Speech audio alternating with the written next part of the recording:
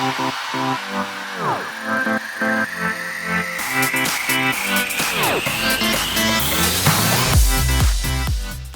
guys, welcome back to our channel. I'm Ebony and I'm Erica, and for today's video we are going back to one of our favorite oils, which is castor oil. We talk a lot about Jamaican black castor oils. In fact, we have a lot of videos on that, so I'll have them linked below. But I'm really interested in castor oil itself and how it works for hair growth.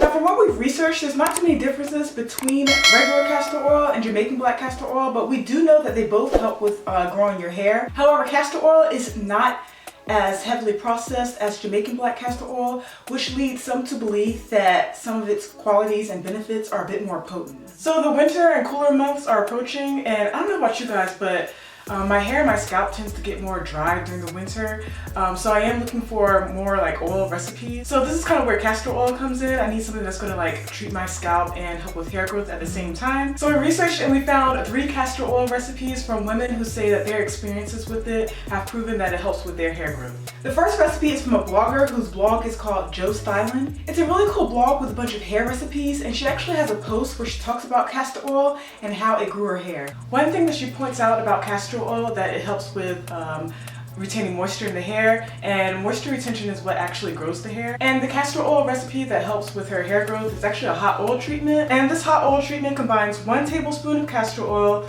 2 tablespoons of organic coconut oil, 2 tablespoons of sweet almond oil, and 2 drops of rosemary oil. This is a great overnight treatment, and I really like how she used other oils with it. You guys already know we're big fans of coconut oil, so you know where we stand with that. Almond oil is a great hair strengthener, and it's also used as a lubricant to keep the hair from getting dry. And lastly, rosemary oil, y'all already know about that. That helps with hair growth as well, and it also has a good scalp benefits. So yeah, I have the blog listed below. She has a lot of really good posts on her blog. She also has an Instagram. If you guys want to check her out on Instagram, she actually makes her own organic hair products, so definitely go check her out because I found her whole blog just really interesting. Now the next castor oil recipe comes from a YouTuber called Healthy Hair Riddles. She has a lot of great videos. She doesn't really upload as much anymore, so we will have some of those videos linked below so you guys can check them out. Now in the video she does explain that she adds emu oil to her initial castor oil recipe. Yeah, she updated her recipe, but apparently emu oil is really good with hair loss if you're experiencing hair loss in certain areas. And I say this because in the video she explains that emu oil actually awakens 80% of hair follicles in those who are experiencing hair loss, and it just basically increases hair activity. And the recipe she shares is another hot oil pre-poo treatment, and she just mixes 1/4 cup castor oil, 4 teaspoons of olive oil, 3/4 teaspoons or like 17 pumps of emu oil, 4 drops of lavender essential oil, and 4 drops of peppermint oil. I honestly think this will be a good oil recipe, castor oil recipe, to use like in between washes, you know, not necessarily as a pre-poo treatment, but like if you're experiencing hair loss around your edge line or in the nape of your neck, that would be a good oil to apply to those areas. And as you can see by the footage, your hair has really grown using this recipe.